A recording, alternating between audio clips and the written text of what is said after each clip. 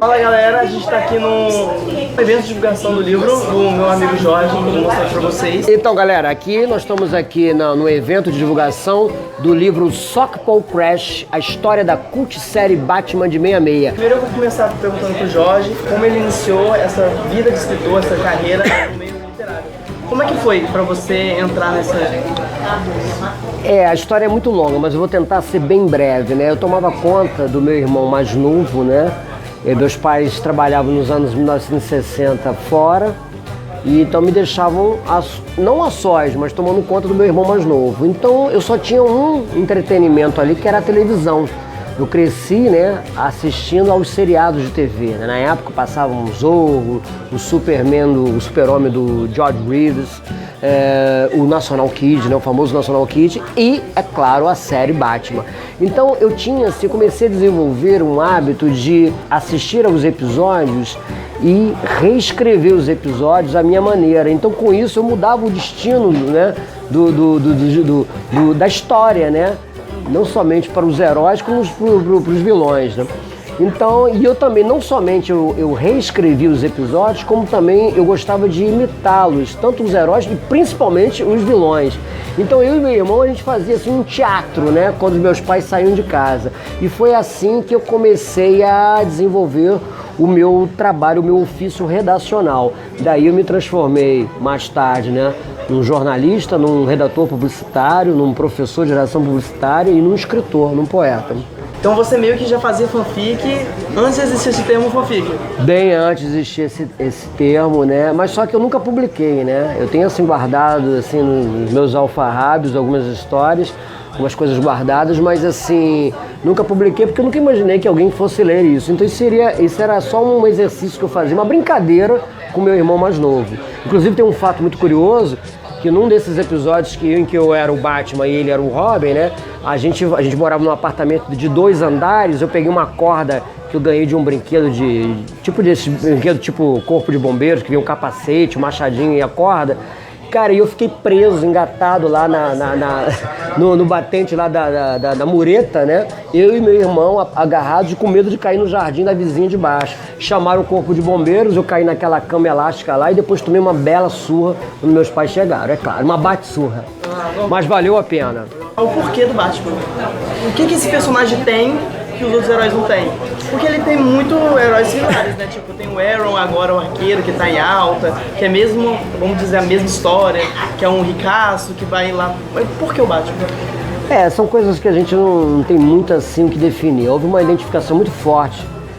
No meu caso, especialmente com a série de 66. Inclusive eu digo que se eu me tornei um Batmaníaco, se eu passei a ler as histórias em quadrinhos do Batman e depois me tornei um Batmaníaco, devo isso aos episódios da série de 66. Eu primeiro assisti a série, me senti identificado. Eu acho que tudo era um mundo novo, era um mundo cibernético, era um mundo high-tech, aquele carro, aquele bólido, aquele Batmóvel, a maneira pela qual eles desciam dos bate-postes, né? As expressões na mesma bate-hora, no mesmo bate-canal, as expressões do Robin, santo isso, santo aquilo. Embora para nós ainda não era uma coisa assim em versão colorida, que nós tínhamos ainda um sinal de cor, quando foi exibida pela primeira vez essa série, mas assim você sentia um dinamismo e, sobretudo, as explosões onomatopeicas, né? Que eram justamente as onomatopeias que a gente via isso nas histórias em quadrinhos e a gente percebia que aquilo também era visto animado nos episódios. Então aquilo começou a criar uma identificação muito grande. E a história mesmo do Batman, ele é um herói, ele não é um super-herói, ele é um cara que também sangra, um cara que pensa, ele usa muito o raciocínio, né? Então as habilidades deles ficam muito mais centradas na capacidade humana de se dedicar ao combate contra o crime, né?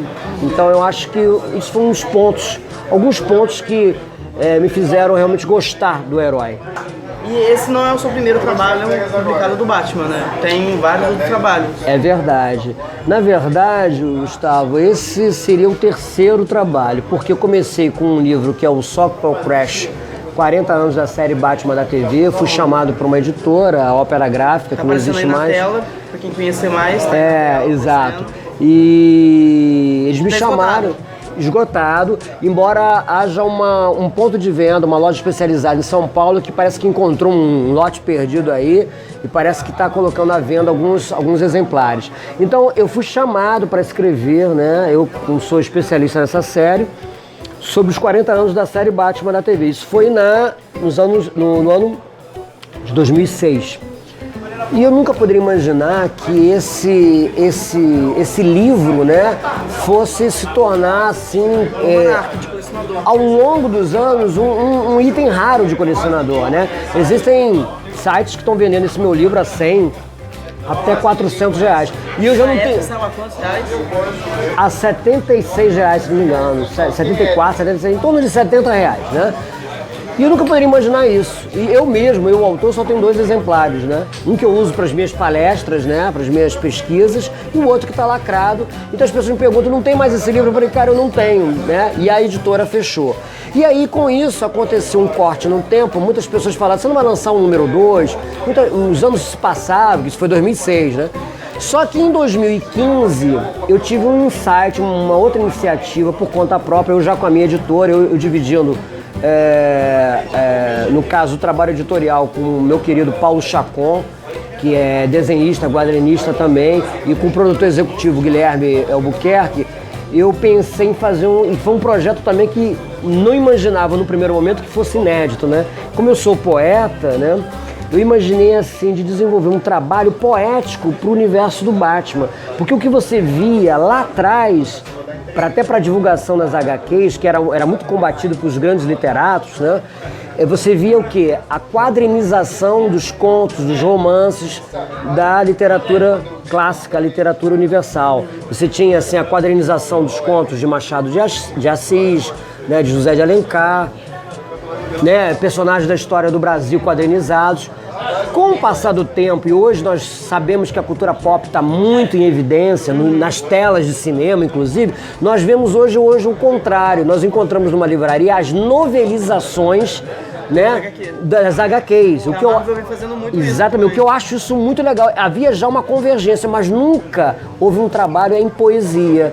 E talvez eu tenha sido um dos pioneiros a pensar nisso. Então, o Reverso do Morcego foi um grande marco para nós também, porque em 2015 nós lançamos esse livro, que está aqui, né? Ele, inclusive, já está na 2ª tiragem e ele ganhou um prêmio, né, pela ABRAGA, que é a Academia Brasileira de Histórias em Quadrinhos. Nós tiramos o 3º lugar com esse projeto editorial. E o que é o Reverso do Morcego? Como eu disse, né, não havia nenhum trabalho poético sobre isso. Você via o que? A quadrinização das histórias, né, da literatura universal, literatura clássica. Você tem hoje a novelização das HQs, mas você não tinha no gênero poesia algo que fizesse essa ponte entre cultura pop, né, no gênero HQ, e literatura no gênero poesia. Então eu peguei o universo dos vilões do Batman, no universo do Batman, selecionei 30 vilões, os principais vilões, né? E peguei o lado psicótico, o lado psicológico de cada vilão e trouxe para a nossa realidade social e condição humana. Com isso, eu trabalhei um mote criativo para desenvolver 30 poemas dedicados aos 30 vilões do Batman. Eu falo dos vilões e não do herói, por isso que o título é O Reverso do Morcego. Foi muito bem recebido pela crítica e pelo público, graças a Deus. Já foram 400 exemplares já comercializados e a gente tem um orgulho muito grande de ter realizado esse trabalho, que foi também em parceria com o Paulo Chacon. Ele fez as ilustrações, a capa. Então esse trabalho foi um trabalho conjunto, eu e o Paulo Chacon, e com a produção executiva do Guilherme Albuquerque. Então assim, acho que a tríade funcionou muito bem e foi um trabalho muito bem sucedido. Nós fizemos aqui no Batman também, no dia 15 de agosto de 2015, não esqueço nunca mais. Fizemos esse lançamento, de lá para cá foi muito bem sucedido. Então essa foi a minha 2ª investida nesse universo entre literatura, né, e o universo do Batman. E aí cheguei agora, né, em 2017, com a oportunidade de lançar agora então Só Paul Crash 2, a história da cult série Batman de 66. Primeiro eu queria dizer que o Reverso do Morcego é a ponte entre literatura e cultura pop. A poesia, a literatura. O livro Só com Paul Crash, 40 anos da série Batman na TV, e esse Só com Paul Crash 2, né, cuja legenda é a história da cult série Batman de 66, são 2 livros de resenha jornalística, ou seja, são estudos jornalísticos, são livros de pesquisa, não é exatamente literatura, então é jornalismo, né? Então eu retomo o tema e respondendo a sua pergunta, qual é a diferença?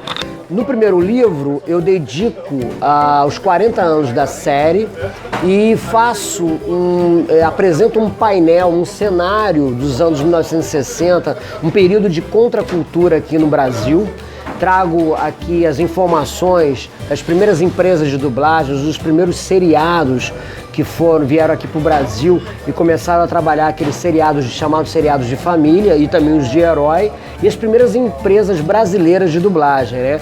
Que a partir de 1961, o então presidente João Goulart, ele assinou um decreto obrigando que todos os filmes fossem dublados, né, e não legendados. Então, com isso, abriu-se um mercado, né, muito promissor e se concretizou isso ao longo dos anos aqui no Brasil, principalmente nesses anos de 1960. Então, eu faço o início desse meu livro, eu trabalho muito o Brasil, dos anos 1960, depois eu falo da chegada da série aqui no Brasil, as primeiras dublagens, depois eu faço um apanhado dos 120 episódios, faço 120 comentários, né, sobre esses 120 episódios ao longo de 3 temporadas, depois tem uma seção que é o fandom, que são as bate-curiosidades, os colecionáveis. Então, basicamente esse livro, número 1, era um livro emblemático, né, dos 40 anos da série.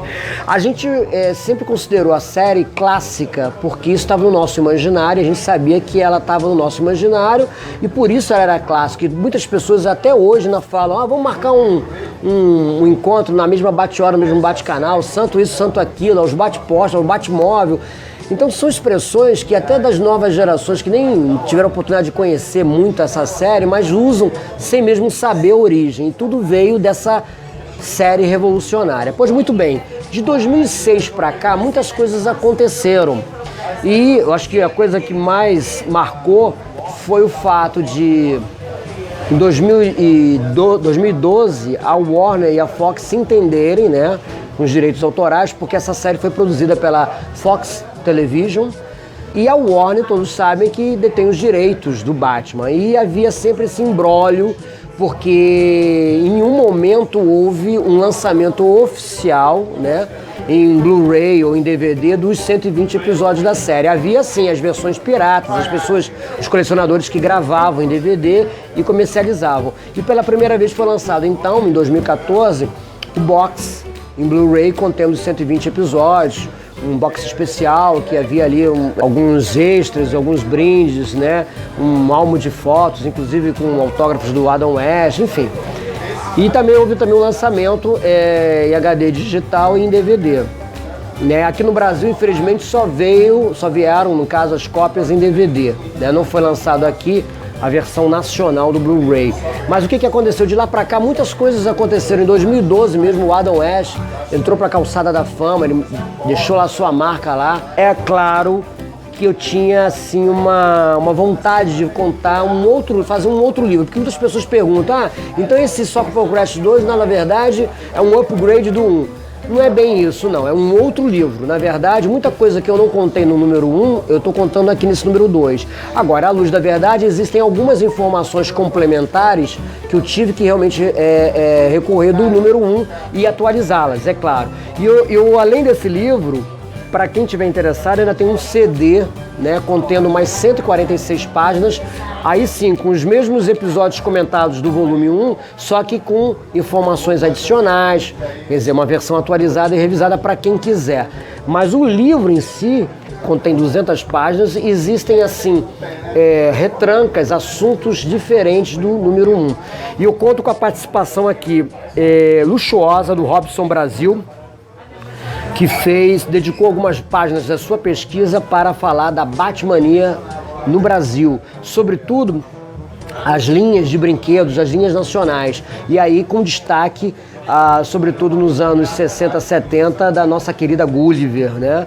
E aí ele faz aqui um apanhado, um painel também dos primeiros produtos que foram lançados a partir dessa nova franquia de licenciados, a partir do acordo judicial entre Fox e Warner. E fora isso, outras bate-curiosidades, e eu também faço uma imersão nas bate-trilhas, né? Falo um pouco desse acordo judicial. Eu faço 3 entrevistas, na verdade uma entrevista eu repito, que é com o saudoso Rodney Gomes, que foi a voz primeira do Burt Ward da série, aquela voz mais esganiçada, que é a mais conhecida, e eu faço uma entrevista com o dublador Márcio Seixas, que ele dublou, né, no caso, essa animação, o Retorno da Dupla Dinâmica, que foi uma animação emblemática, né, em homenagem aos 50 anos da cult série, e eu explico muito por que agora a indústria do entretenimento, a mídia especializada, trata a série realmente como uma cult série, que agora ela está legendada, né, Classic TV Series, né, então eu acho isso muito importante, eu falo isso no livro, e tenho essa entrevista com o Márcio Seixas, porque ele dublou, na verdade, a versão animada do Adam West. O Adam West foi a voz original. E eu faço também uma outra entrevista exclusiva com o Carlos Edgar Herrero, que foi o co-criador, né, do Morcego Vermelho, que é um herói nacional criado aqui no Brasil para a Disney Brasil, né? E muito da série do Batman foi inspirada, né? Quer dizer, muito foi inspirada dessa série para o trabalho, o desenvolvimento do Morcego Vermelho, né? O cinto de utilidades, né? As expressões, a coisa meio atrapalhada do morcego, tinha muito do humor daqueles anos 60, 70. E eu me sinto muito honrado em contar com a participação luxuosa desses entrevistados. Tenho também como prefaciador o Walter Armada, que é um argentino que é especialista na série também. Aqui no Brasil sou eu e ele lá na Argentina. Tenho também, eu já falei do Robson Brasil, que foi um grande amigo, um grande colecionador e um outro grande especialista na série. E tem como pós-faciador o jornalista J. Silvestre, também que escreve muito sobre cultura pop, sobre quadrinhos. Então eu acho que eu estou muito bem representado aqui. Existe uma sessão também de bate-depoimentos de algumas pessoas, jornalistas, amigos, colecionadores, escritores que desenvolvem, né, trabalhos para a cultura pop ou trabalham com cultura pop. Alguns são articulistas de algumas revistas, outros têm blogs, outros têm sites que falam sobre todo o assunto ligado à cultura pop. Então acho que eu estou muito bem representado aqui com o Soco Paul Crash 2, lembrando que o Paulo Chacon também tem uma grande participação nesse projeto, que ele foi o capista e foi o diagramador desse livro. E eu conto ainda também com a produção executiva do Guilherme Albuquerque.